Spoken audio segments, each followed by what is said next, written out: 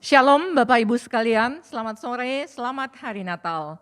Bapak Ibu, kita akan memulai acara Natal, kebaktian Natal kita pada sore hari ini. Sebelumnya saya ajak Bapak Ibu sekalian untuk bersaat teduh sejenak.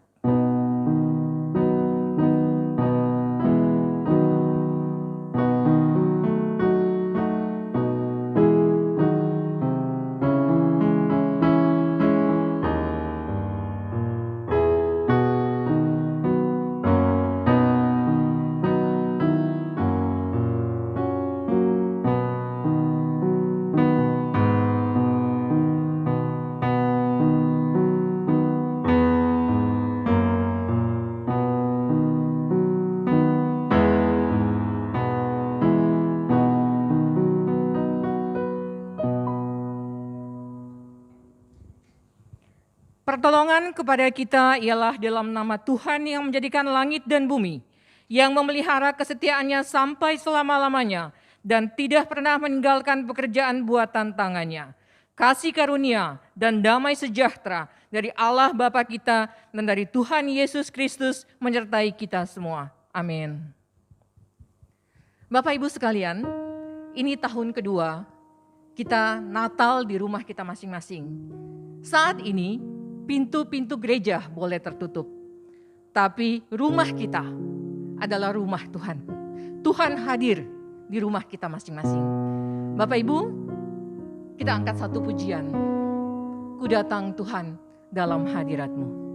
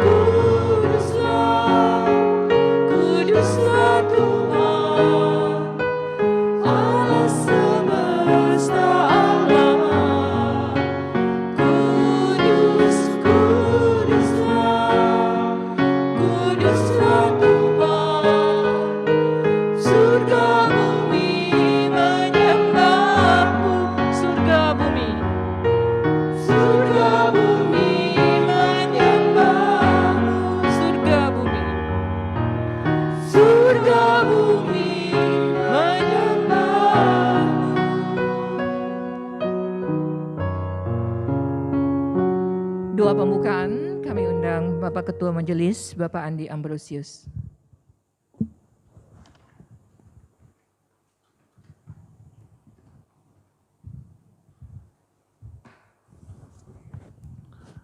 Mari kita bersama berdoa. Bapa di surga, di dalam nama Yesus, kami sungguh bersyukur oleh karena anugerah-Mu, kemurahan-Mu Tuhan. Walaupun saat ini pandemik masih merajalela di mana-mana sehingga kami masih harus beribadah secara online. Tapi karena kasih yang begitu besar untuk kami semua, kami tetap semangat, kami tetap melayani Engkau, kami tetap setia kepada Engkau Tuhan. Demikian juga pada sore hari ini Tuhan, kami sudah mempersiapkan acara Natal bagi kami semua. Kami sungguh bersyukur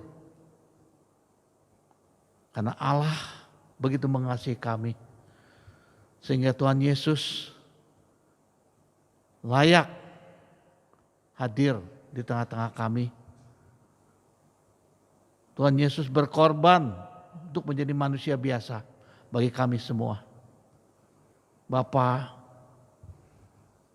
dari hati yang paling dalam kami tidak bisa berbuat lebih baik lagi. Tapi kami berusaha Tuhan. Kami terus maju dan terus maju melayani Engkau.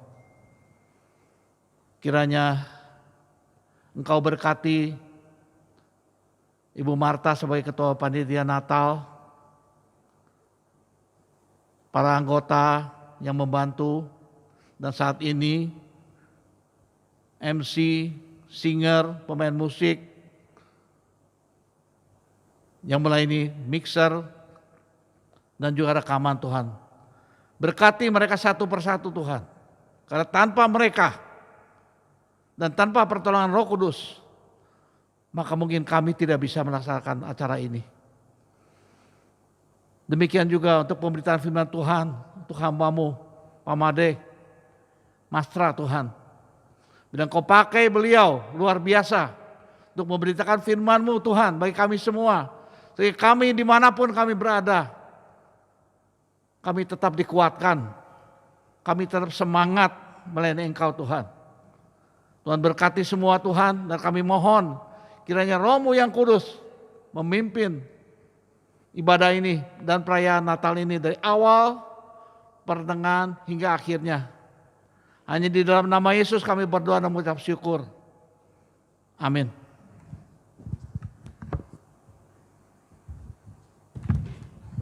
Shalom Bapak Ibu sekalian, siap kita menyanyikan lagu Natal? Natal kita rayakan hanya setahun sekali. Jadi kali ini puji-pujian kita semuanya bertemakan Natal. Ready? Oke, saya undang untuk bangkit berdiri, kita nyanyikan dengan penuh sukacita.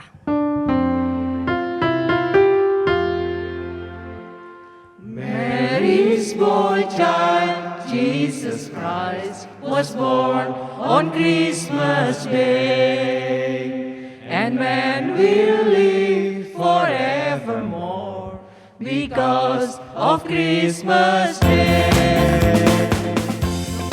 Oh, in Bethlehem, so the Holy Bible says, Mary's boy child, Jesus Christ, was born on Christmas Day.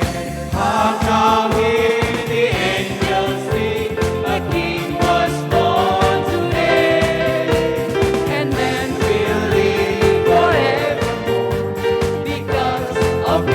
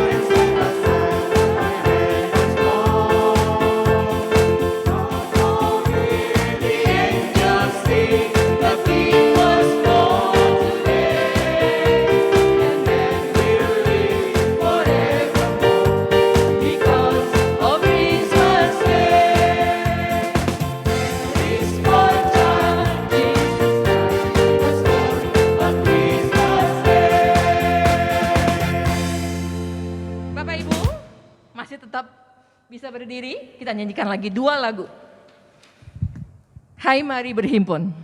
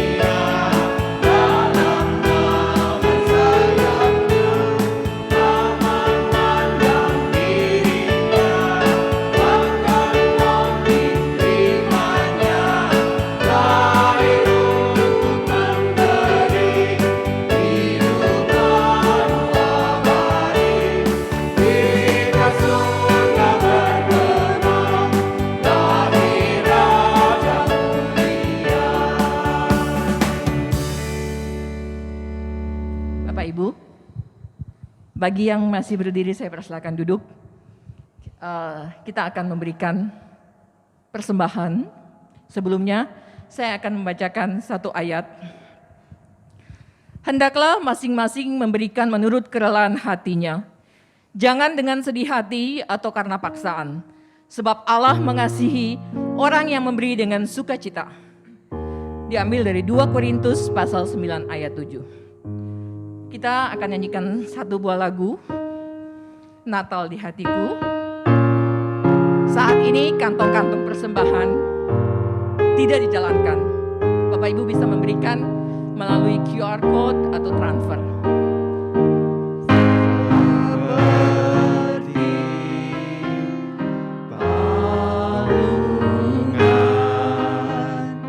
Layakanlah hatiku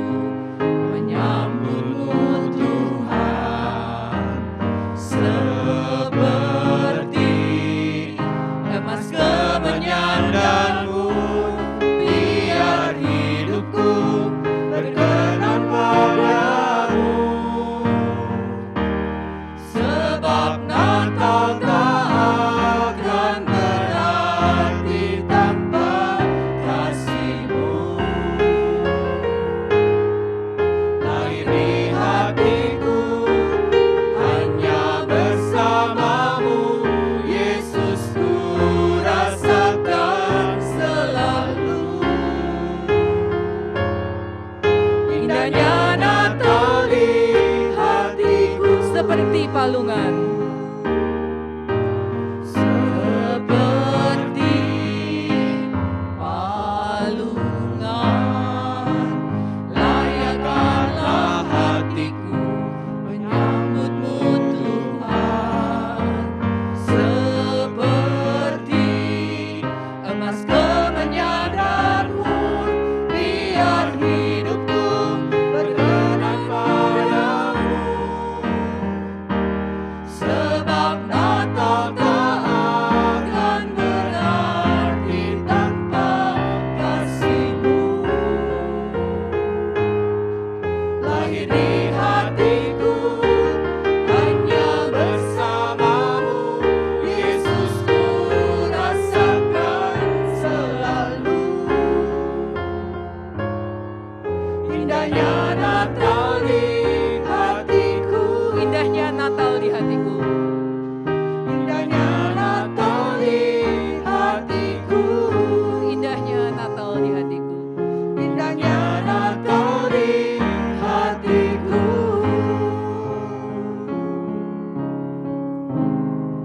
Bapak Ibu, mari kita bersatu dalam doa. Bapa, dalam nama Yesus, kami mengucap syukur padamu ya Tuhan. Kalau pada hari ini kami boleh ada di sini, kami boleh datang untuk melayani Engkau.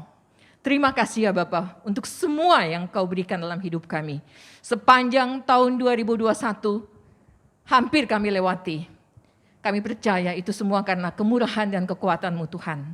Saat ini, kantong-kantong persembahan memang tidak dijalankan. Tapi kami bisa memberi lewat QR Code, lewat transfer bank. Kiranya Engkau memberkati tangan-tangan yang memberi maupun yang belum bisa memberi. Engkau juga memberkati ya Tuhan, pengelola daripada keuangan ini. Engkau berkati ya Bapa, agar keuangan ini benar-benar dipakai hanya untuk kemuliaan nama-Mu dan hanya untuk membesarkan kerajaan-Mu di bumi ini. Terima kasih ya Bapa, kami serahkan persembahan kami ini hanya dalam satu nama Yesus Kristus, Tuhan dan Juru Selamat kami. Haleluya. Amin. Bapak Ibu, sebelum kita mendengar khotbah dari Bapak Pendeta Imade Masra, kita akan nyanyikan satu buah lagu lagi. Seorang anak telah lahir untuk kita. Bapak Ibu, kita menyanyikan lagu ini benar-benar dari dalam hati kita bahwa Yesus lahir untuk kita. Seorang anak telah lahir untuk kita, seorang putera diberikan, lambang pemerintahan di atas bawah.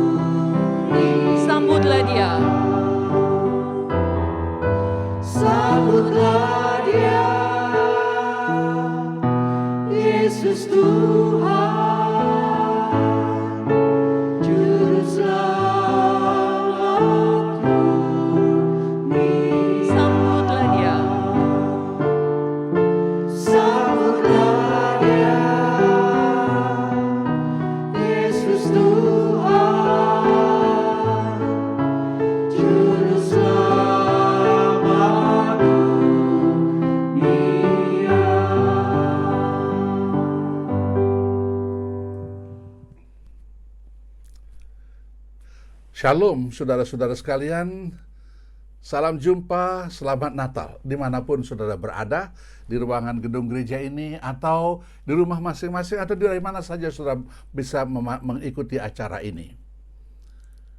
Natal kali ini kita akan merenungkan sebuah tema, terang pengharapan di tengah kekelaman, yang kita akan landaskan dari Yesaya pasal 9 ayat 2. Di dalam Alkitab, kita mengenal ada 4 kitab Injil. Injil Matius, Markus, Lukas, 3 Injil yang pertama ini sering disebut sebagai Injil Sinoptika, Synoptic Gospel. Sedangkan Injil yang keempat, Injil Yohanes, disebut sebagai Spiritual Gospel atau Injil Rohani. Beberapa ahli Alkitab berkata bahwa kita punya kitab Injil yang kelima. Yang dimaksudkan bukan Injil Barnabas, Injil Thomas, Injil Ebionites, Injil orang-orang Nazaret, atau Injil Filipus, Injil kebenaran, dan sebagainya, atau Injil Maria Magdalena, bahkan Injil Yudas. Bukan itu, tetapi kitab Nabi Yesaya. Mengapa kitab Yesaya kadang-kadang disebut sebagai Injil yang kelima? Karena di dalamnya kita memiliki catatan yang hampir lengkap tentang kelahiran, kehidupan, kematian, dan janji kerajaan abadi Yesus. Walaupun dalam bentuk nubuat. Misalnya kalau kita membaca Yesaya pasal 7 ayat 14, pasal 11 ayat 1 sampai dengan ayat 9, atau pasal 53. Di situ kita melihat sangat jelas sekali apa yang dinubuatkan oleh Yesaya tentang Yesus. Hidup sekitar 700-an tahun sebelum Yesus lahir, Yesaya bernubuat, bangsa yang berjalan di dalam kegelapan telah melihat terang yang besar. Mereka yang diam di negeri kekelaman, atasnya terang telah bersinar. Demikian Yesaya pasal 9 ayat 2. Bangsa, people, atau orang-orang yang berjalan di dalam kegelapan. Yesaya memulai dengan pernyataan yang sederhana, satu fakta sederhana. Dunia diselimuti kegelapan, bukan hanya kegelapan biasa. Yesaya melanjutkan mereka yang diam di negeri kekelaman, atau orang yang hidup di negeri yang sangat gelap. Beberapa terjemahan lain mengatakan tanah yang ditelan oleh bayang-bayang kematian. Tanah yang ditelan oleh bayang-bayang kematian. 700-an tahun kemudian, Tuhan menggenapkan janjinya persis seperti nubuatan itu. Paulus mengatakan dalam Galatia pasal 4 ayat 4. Tetapi setelah genap waktunya, maka Allah mengutus anaknya yang lahir dari seorang perempuan dan takluk kepada hukum Taurat. Tuhan berjanji dan Tuhan tidak pernah keliru. Ia tahu waktu yang tepat. Waktu yang tepat sama dengan waktu yang persis. Tidak meleset sedikit pun. Pernah sudah menonton sirkus? Orang meloncat dari satu tali ke tali yang lain, yang tergantung, berayun, loncat, disambut dengan bergandengan dan sebagainya. Itu memerlukan ketepatan waktu yang sangat presisi. Atau mungkin lebih menakutkan lagi kalau sudah menonton apa yang disebut dengan tong setan. Beberapa sepeda motor dalam tong yang tidak begitu besar itu, berputar, bersilang, dan sebagainya. Sedikit saja tidak presisi ketepatan waktunya, dapat dibayangkan apa yang terjadi. Pergilah ke dapur, saudara menggoreng telur. Perlu ketepatan waktu. Kalau mau bikin setengah matang, jangan kelamaan, harus sekian waktunya, dan sebagainya. Saya dulu pernah belajar menggoreng kacang, sampai sekarang sudah juga memasak saya sangat lemah. Pertama saya masih ingat goreng kacang karena saya suka makan kacang. Tapi ternyata kacangnya gosong, hitam. Oleh karena saya tidak tahu berapa lama waktu yang tepat untuk menggoreng kacang itu. Lihatlah paduan suara. Paduan suara juga merupakan satu seni yang menuntut ketepatan waktu. Andai kata waktu kita bernyanyi dari tadi, satu nyanyian dari awal, lalu pada waktu memulai tepat waktu, tapi ada orang yang lebih dulu menyanyi, atau lebih belakang menyanyi, itu akan menghancurkan paduan suara. diperlukan ketepatan waktu yang persis. Paulus mengatakan, ia datang tepat waktu. Ia datang kepada miliknya sendiri. Barang siapa yang percaya kepadanya, ia beroleh hidup yang kekal. Nah, apa hubungan antara hidup dan terang? Yohanes sangat menekankan hal ini. Dan saya ingin mengajak saudara melintas sejenak Injil Yohanes. Bahkan sampai surat 1, 2, 3 Yohanes, surat Wahyu pun mengatakan hal yang sama.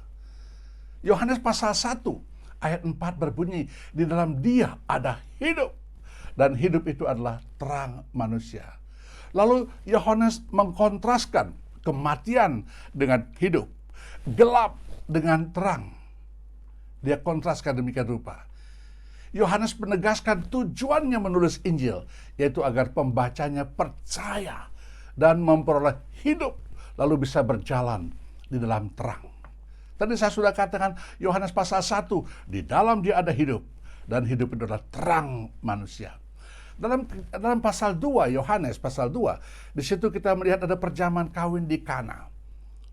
Minum anggur bagi perjamuan kawin itu hal yang sangat tradisional. Begitu bergembira, tapi tiba-tiba pesta yang hidup menjadi redup dan menakutkan karena air anggur habis. Itu berarti pesta akan mati. Tetapi Tuhan Yesus yang hadir di sana membuat pesta yang mati menjadi pesta yang hidup.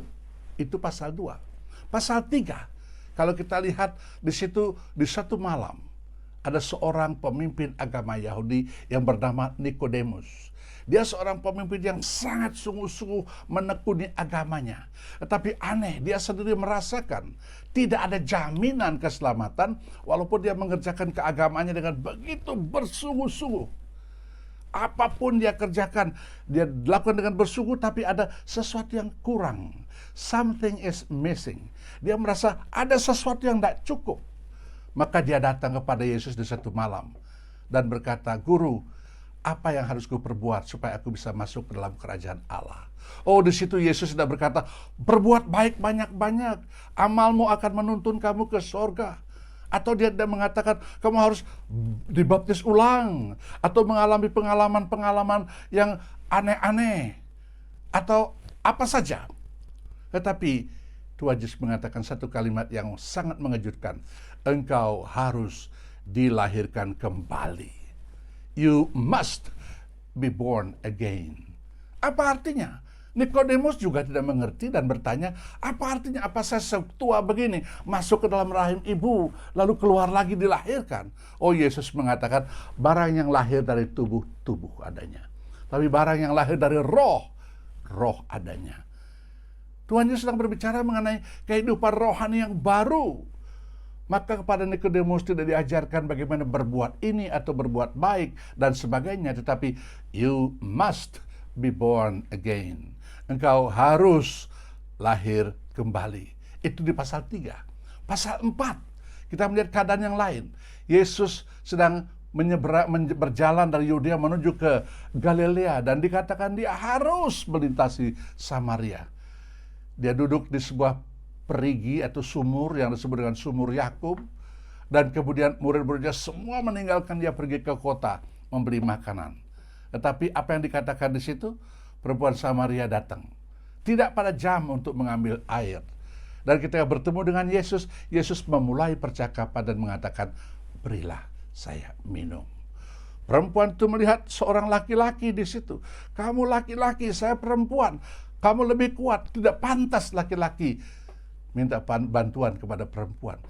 Oh saudara, di sini dia berbicara mengenai laki perempuan. Yesus datang tidak berbicara, tidak bertujuan untuk menyelesaikan masalah emansipasi gender, emansipasi persamaan hak laki dan perempuan. Dia tidak bermaksud untuk menyelesaikan masalah itu. Ada hal yang lebih dalam daripada masalah emansipasi. Kemudian percakapan lebih lanjut dan dia berkata, kamu orang Yahudi, aku orang Samaria. Yesus pun tidak datang untuk menyelesaikan masalah ras diskriminasi. Kita tahu betul sampai sekarang pun masalah ras masih tetap tajam dan peka, sangat sensitif. Tetapi Yesus tidak datang untuk menyelesaikan masalah itu. Ada masalah yang lebih dalam, lebih esensial daripada masalah diskriminasi rasial. Percakapan lebih lanjut dan mengatakan, kamu berbakti di situ, di Yerusalem. Kami berbakti di sini, di Bukit Gerizim. Yesus diajak berbicara mengenai perbedaan. Barangkali kalau kita boleh disebut dengan perbedaan denominasi, Yesus sudah berbicara masalah itu. Tapi pada akhirnya Yesus berkata, kalau saja kamu tahu siapa yang meminta air daripadamu, maka sebaliknya kamulah yang akan minta air daripadanya. Dan dia akan memberikan kepadamu air yang hidup. Kita ketemu lagi dengan masalah hidup ini. Yohanes pasal 5. Kalau saya ajak saudara melihat ayat 24. Yesus berkata, aku berkata kepadamu, sesungguhnya barang siapa mendengar perkataanku dan percaya kepada dia yang mengutus aku, ia mempunyai hidup yang kekal dan tidak turut dihukum. Sebab ia sudah pindah dari dalam maut ke dalam hidup. Ketemu lagi dengan hidup. Bagaimana dengan Yohanes pasal 6? Saya ambil ayat 35 saja. Satu dari sekian banyak ayat yang berbicara mengenai hidup. Kata Yesus kepada mereka, akulah roti hidup. Barang siapa datang kepadaku, ia tidak akan lapar lagi. Barang siapa percaya kepadaku, ia tidak akan haus lagi. Kita melihat hal yang sama. Dia berbicara mengenai hidup. Pasal 7, ayat 38 saya ambil. Ayat 38 berbunyi, barang siapa yang percaya kepadaku, seperti yang dikatakan oleh kitab suci, dari dalam hatinya akan mengalir aliran-aliran air hidup. Lagi sekali, air hidup, kita ketemu lagi dengan perkataan hidup dalam pasal 7. Pasal 8 kita melihat seorang perempuan berzina dan harus mati dirajam. Lalu pasal 8 ayat 12 berbunyi, akulah terang dunia. Setiap orang mengikut aku tidak akan berjalan dalam kegelapan, tetapi akan mempunyai terang hidup. Terang hidup. Kita lihat pasal 9. Gampang kita melihat karena di situ ada orang buta sejak lahir. Yang bagi dia tentu semua dunia ini gelap, semua warna sama hitam, dan dia tidak tahu membedakan banyak hal yang menyangkut soal mata. Gelap, buta. Tetapi Tuhan membukakan matanya. Sehingga kemudian dia bisa menjadi melihat, dan bisa melihat terang, dan bisa membedakan banyak hal. Yohanes pasal 10 kita hafal dengan ayat-ayat ini. Tuhan Yesus mengatakan, akulah gembala yang baik. Gembala yang baik menyerahkan nyawanya bagi domba-domba itu, supaya domba-domba itu memperoleh hidup. Dan kemudian dilanjutkan, bahkan hidup yang berkelimpahan. Yohanes pasal 11. Kalimat yang luar biasa menyangkut soal Lazarus yang mati. Yesus berkata, akulah kebangkitan dan hidup. Barang siapa percaya kepadaku, ia akan hidup walaupun ia sudah mati. Mari kita lihat pasal 12. Di situ setelah Lazarus bangkit dari kematian, orang banyak melihat dia. Kesaksian Lazarus menjadi begitu hidup. Tapi ada kalimat yang berkata, mereka melihat Lazarus, tapi percaya kepada Yesus. Itu gereja yang hidup.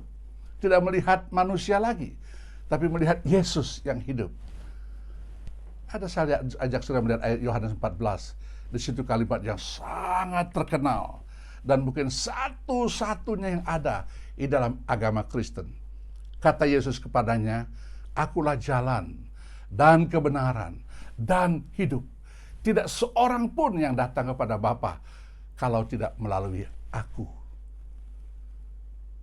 Mari kita lihat pasal 15. Kita semua tahu lagu sekolah minggu mengatakan, Yesus pokok, akulah carangnya.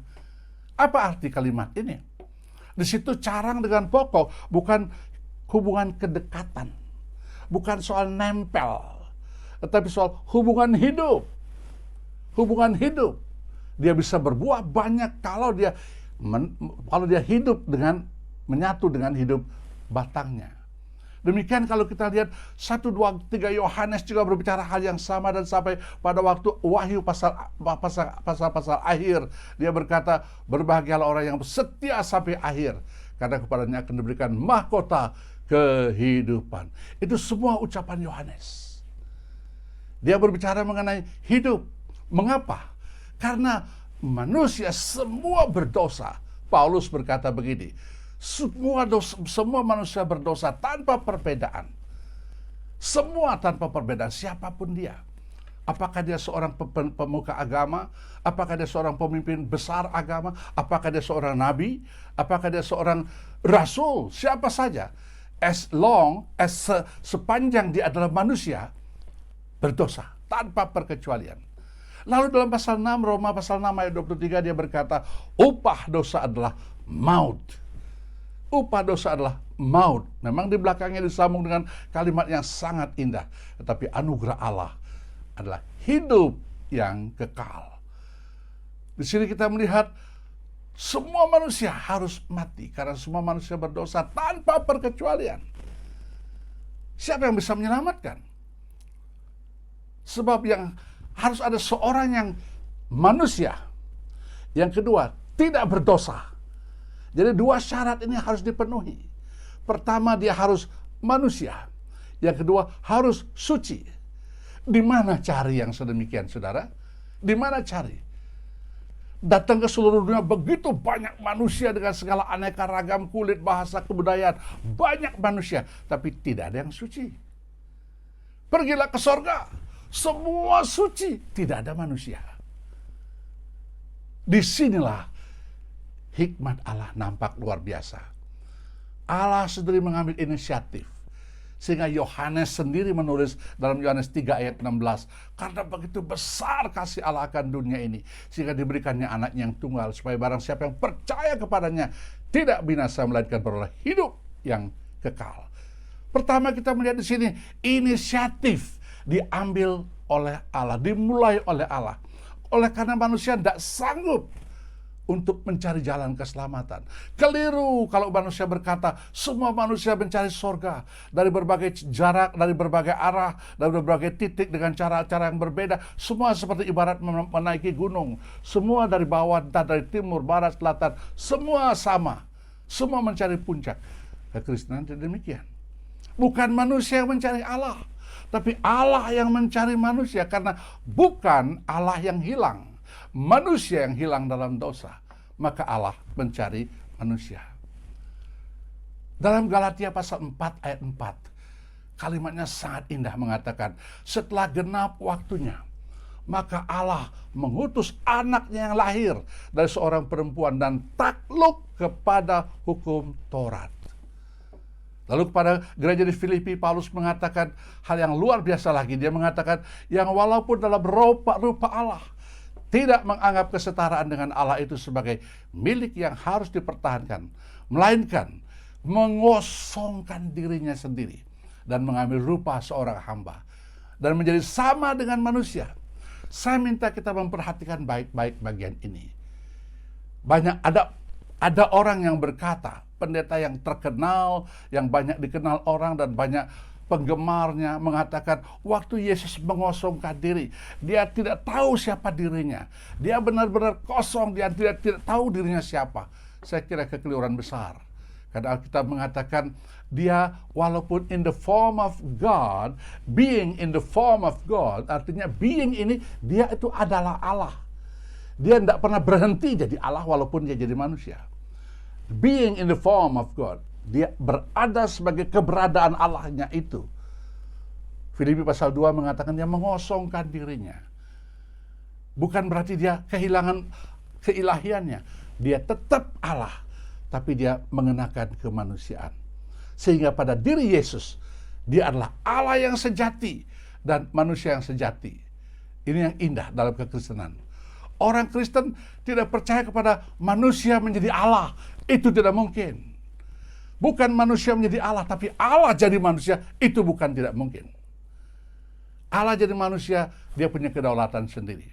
Apapun dia mau buat, dia bisa lakukan. Dan ternyata dia melakukan hal seperti itu. Dia Allah menjadi manusia.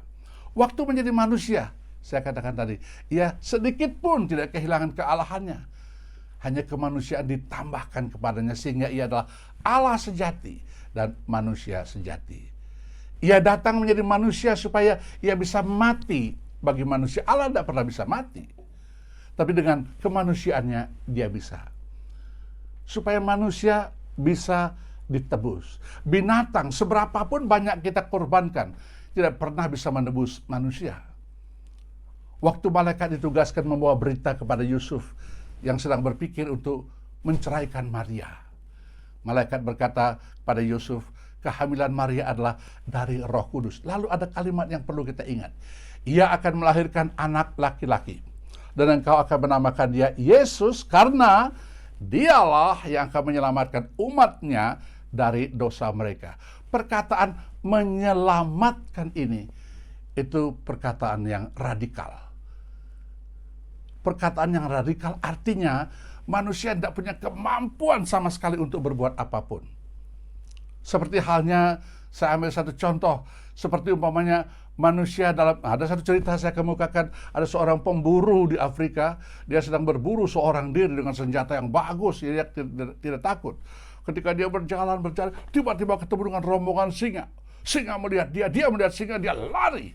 Begitu dia lari, dikejar oleh singa. Begitu di tepi sungai, ada pohon yang akarnya panjang sampai ke bawah. Dia meloncat ke situ, dia pegang itu, kemudian dia melorot ke bawah. Singa di atas menunggu. Ketika sudah agak jauh melorot ke bawah, dia lihat ke bawah di sungai yang lebar. Beberapa buaya menunggu di sana. Wah, dia berhenti di situ. Nah, pertanyaannya, apa yang dia bisa buat sekarang? Nothing. Nggak bisa berbuat apa-apa. Naik singa, turun buaya. Itu yang dikatakan dengan tidak punya kemampuan sama sekali. Sama sekali nggak punya kemampuan untuk berbuat apapun juga. Nah, saudara, kalau kita melihat bagian ini, itu kondisi manusia yang hanya bisa ditebus oleh satu manusia yang suci, yaitu Yesus. Dan itu yang Yesus kerjakan. Natal kita merayakan karya Allah seperti itu. Kasih Allah yang begitu besar. Sehingga setiap orang yang percaya kepada dia mendapatkan hidup, dan hidup itu terang manusia. Waktu orang percaya kepada Yesus, dia mempunyai perspektif hidup yang baru. Dia bisa melihat segala sesuatu dengan cara yang berbeda. Dulu apa yang dia suka ternyata kotor. Dulu apa yang dia suka ternyata jahat. Dia bisa meninggalkan itu. Kapan orang bisa berbuat seperti itu? Paulus yang sedemikian merasa berbuat jahat bagi gereja, tapi dia merasa begitu mulia. Dia berkata apa? Apa yang dulu menjadi untung bagiku, buang. Apa yang mulia, buang jadi sampah. Yang untung, rugi. Itu perspektif baru. Itu pengalaman yang baru. Oleh karena hidup baru yang ada di dalam orang itu. Tapi ada satu hal yang ingin saya katakan sekarang. Berita Injil ini bukan hanya untuk kita. Seperti dikatakan kepada orang Yahudi. Bukan hanya untuk orang Yahudi. Tapi harus disampaikan juga kepada orang-orang kafir. Allah mengatur sedemikian rupa. Sehingga manusia kafir yang pertama datang menyembah Yesus adalah orang Majus. Orang Majus. Bukan orang-orang Yahudi di Yerusalem atau di Bethlehem. Tapi orang yang dari jauh. Dan ingat juga dengan Injil Matius, di awalnya ketika dia memulih murid, dia berkata, mari lihatlah, come and see. Come and see. Tapi di akhir Injilnya, dia mengatakan, segala kuasa ada di tanganku, di surga dan di bumi. Sekarang pergilah, jadikan seluruh dunia menjadi muridku. Baptislah mereka dalam nama Bapa, Anak, dan Roh Kudus. Ajarlah mereka melakukan segala sesuatu yang telah kupesankan kepadamu. Ini tugas seseorang sekarang. Tiap orang setelah menerima Yesus, pergi memberitakan Injil ke seluruh dunia. Karena inilah tugas bagi orang yang sudah menerima dia. Dalam perayaan Natal ini, Tuhan menantang kita untuk satu hal. Ingatlah, waktu itu begitu berharga. Barang siapa yang percaya, dia menerima hidup. Jangan mempermainkan waktu. Bagi orang yang belum menerima Yesus, yang masih mencari-cari damai, yang mencari-cari kesucian, yang mencari-cari kebenaran, yang belum tenang hidupnya, belum ada keyakinan untuk mendapat hidup kekal, datanglah di Natal ini kepada dia. Buka hati bagi dia. Waktu tidak tentu. Jangan katakan saya masih muda, atau saya sedang sehat. Kita melihat di masa-masa pandemi ini, orang yang begitu kita ajak baru berbicara, tiba-tiba hilang. Saya berkali-kali shock. Teman baik, teman bergurau sama-sama tiba-tiba hilang. engkau pun bisa demikian. Jangan mencoba berpikir saya masih lama. Demikian juga dengan pemberitaan Injil. Hal yang kedua, Tuhan mau supaya kita pergi beritakan Injil dalam Natal ini. Jangan menunggu, karena Yesus berkata, siang akan berlalu, malam akan datang, seorang pun tidak dapat bekerja. Dari siang ke malam itu perubahan situasi. Dulu gampang kita memberitakan Injil, gampang bagi traktat, bahkan nyanyi lagu-lagu Natal di jalan-jalan, no problem, bangun gereja tidak susah. Tapi situasi seperti makin dari siang sudah menjadi makin malam, sudah makin gelap, makin susah. Orang-orang pun berubah. Dulu kita ajak bisa bicara sama-sama, sekarang tidak mau salaman, tidak mau diajak ngomong. Orang berubah, kita juga berubah. Dulu kita punya kesempatan baik, punya kekuatan, punya uang. Kita tidak berbuat apa-apa buat pekerjaan penginjilan. Tapi waktu sekarang, Tuhan masih memberi waktu. Jangan sia-siakan. Dan yang terakhir, siang menjadi malam, Tuhan Yesus segera akan datang. Dan kalau dia datang, maka semua kesempatan akan habis. Kapankah dia datang? Kita tidak tahu. Anytime, any moment Tuhan bisa datang. Tanda-tanda semakin jelas menyebutkan Tuhan segera akan datang. Karena itu mari dalam Natal ini lakukan dua hal. Yang pertama, kalau sudah belum percaya Tuhan Yesus, terima dia untuk mendapat hidup, supaya hidupmu menjadi terang. Jalanmu berjalan dalam terang Tuhan yang kekal. Yang kedua, beritakan Injil kepada orang lain. Waktu akan berubah. Sewaktu-waktu kita kehabisan waktu dan tidak bisa berbuat apa-apa lagi. Lakukan segera. Jangan menunggu. Tuhan segera akan datang. Mari berdoa. Sudah kami dengar sabdamu, ya Tuhan, meteraikan di hati kami, dan perbaharui hidup kami supaya semakin hari kami semakin berjalan dalam terang Tuhan. Dan hidup kami semakin menyatakan Kristus yang hidup di dalam kami, dan kami semakin mempunyai pengharapan. Semakin kami bersuka cita untuk apapun yang terjadi, karena semua yang Tuhan lakukan tepat pada waktumu, walaupun kami tidak mengerti. Ajar kami berjalan dengan ketaatan. Terima kasih untuk Natal ini. Kami bersuka cita, bersyukur demi nama Tuhan Yesus Kristus. Amin. Terima kasih untuk Bapak Pendeta Imade Mastra atas khotbahnya, kiranya keluarganya semuanya diberkati. Bapak Ibu yang terkasih, sebelum kita mendengar renungan singkat atau pesan Natal dari Bapak Pendeta Bapak Pendeta Iwayan, sebelumnya kita akan mendengarkan persembahan Voka Group dari GSK Kelapa Gading. Kami persilahkan.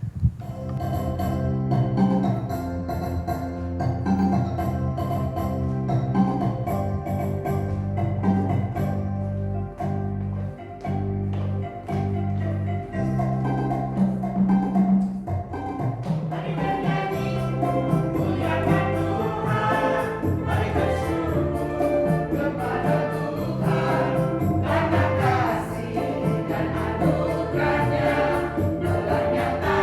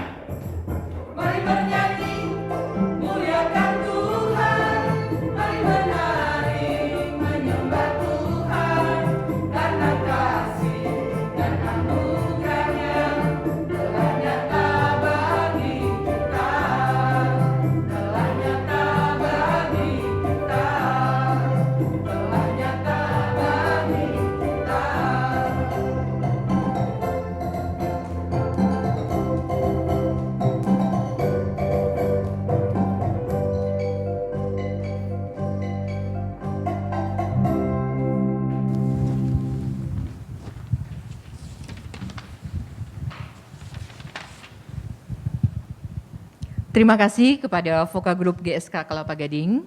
Berikutnya kami undang Bapak Pendeta Iwayan Murtajaya untuk memberikan pesan Natal. Salam Bapak Ibu saudara sekalian, sidang jemaat dikasihi Tuhan. Kita sungguh mengucap syukur bahwa hari ini adalah hari sukacita, hari istimewa. Walaupun di tengah-tengah situasi yang sulit, kita juga tetap bisa beribadah serta merayakan Natal. Biarlah kiranya Natal dalam tahun ini kita mengingat percakapan malaikat dengan Maria. Pada waktu Maria telah merasa yakin dengan panggilan Tuhan, maka dia berkata dalam Lukas pasal 1 ayat yang ke-38, sesungguhnya saya ini adalah hamba Tuhan. Artinya bahwa sesudah Maria mengerti rencana Tuhan, panggilan Tuhan, dia siap bertanggung jawab atas panggilan Tuhan apapun resikonya.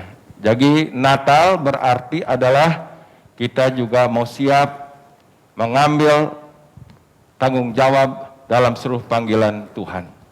Dan yang kedua, Rasul Paulus berdoa dalam Efesus pasal 1 ayat yang ke-18, kiranya Allah membuat hatimu terang. Yesus datang sebagai terang hidup. Dan biarlah dalam terang hidup itu Natal juga berarti kita boleh mengerti panggilan Tuhan.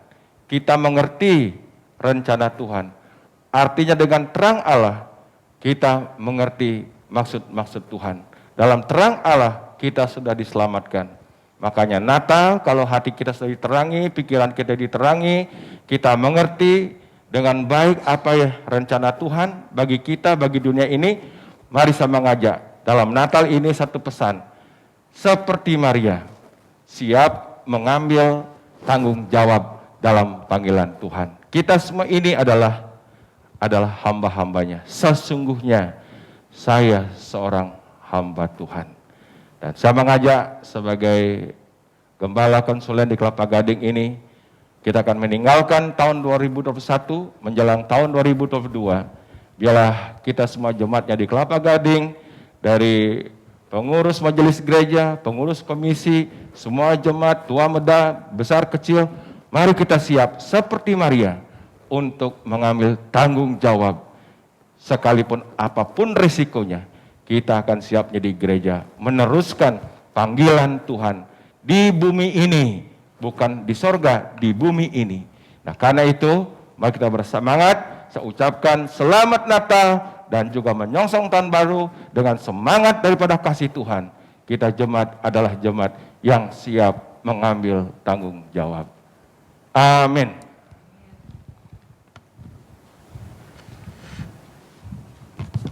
Terima kasih untuk pesan Natalnya. Bapak Ibu sekalian, kita akan nyalakan lilin Natal. Pertama-tama saya akan panggil hamba Tuhan, Bapak Pendeta Iwayan Murtajaya.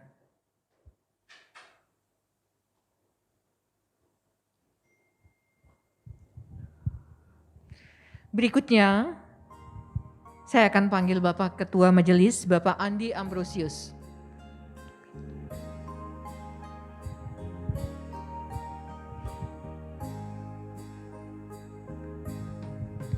Berikutnya, saya akan panggil Ketua Panitia Natal, Ibu Martalina Nababan.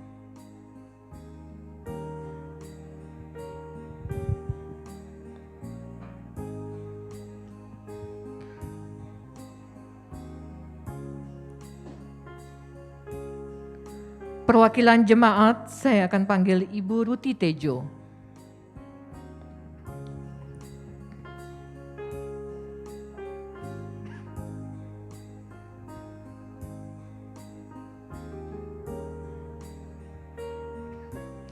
Perwakilan ibadah Mandarin, saya akan panggil Ibu Lili.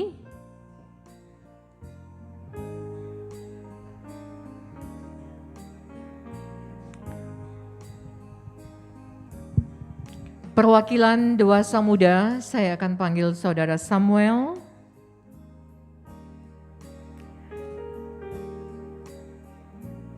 Perwakilan Remaja dan Sekolah Minggu, Saudari Victoria Hosana.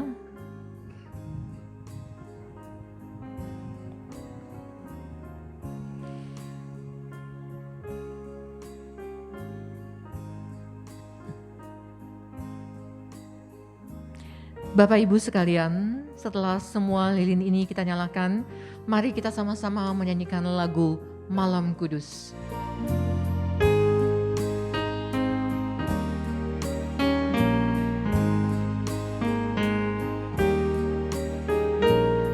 Malam kudus, sunyi senyap, siapa yang belum lelah? Ayah bunda yang tinggal waktu, anak yang maha kudus, anak dalam malam, anak di dalam malam. Hai, lihatlah di Efrata, terang besar turunlah, waktu tanda surgawi megah. Puji Allah sebab nikmatnya, lihat dunia yang gelap, lihatlah dunia yang gelap. Anak kecil, anak kudus, Tuhanku, padamu,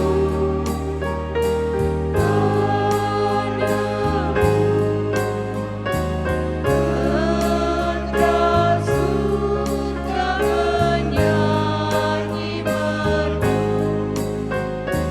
bahwa kabar kedatanganmu, Kristus anak Daud, Kristus anak Daud.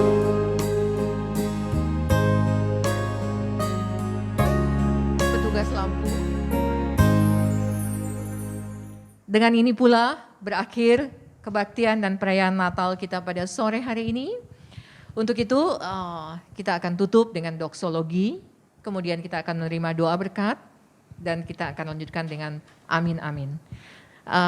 Yang bertugas tetap di depan, kami undang Pak Wayan.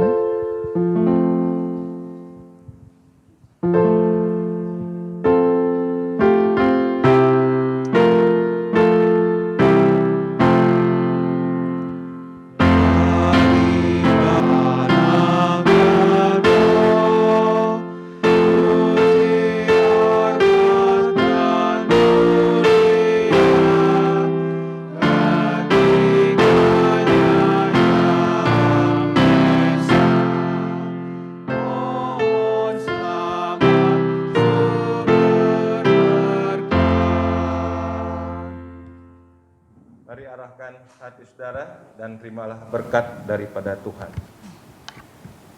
Kiranya terang kasih Allah yang telah terrealisasi dalam Kristus Yesus Putra yang tunggal, yang dilanjutkan dalam pekerjaan Roh Kudus, menyertai saudara sekalian sekarang ini sampai selama-lamanya. Amin.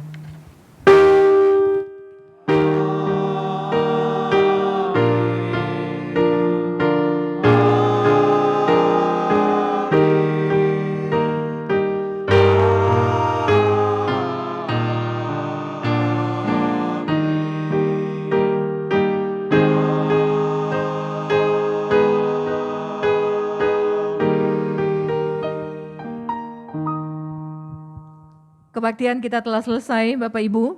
Sebelumnya saya akan membacakan sedikit pengumuman. Tanggal 26 ibadah minggu seperti biasa. Tanggal 31 malam tidak ada ibadah. Dan tanggal 1 ibadah seperti biasa dan ada persembahan sulung. Bapak Ibu sekalian, karena ini Natal, mari kita sama-sama menyanyikan lagu Feliz Navidad dan We Wish You Merry Christmas. Kita saling berjabat tangan.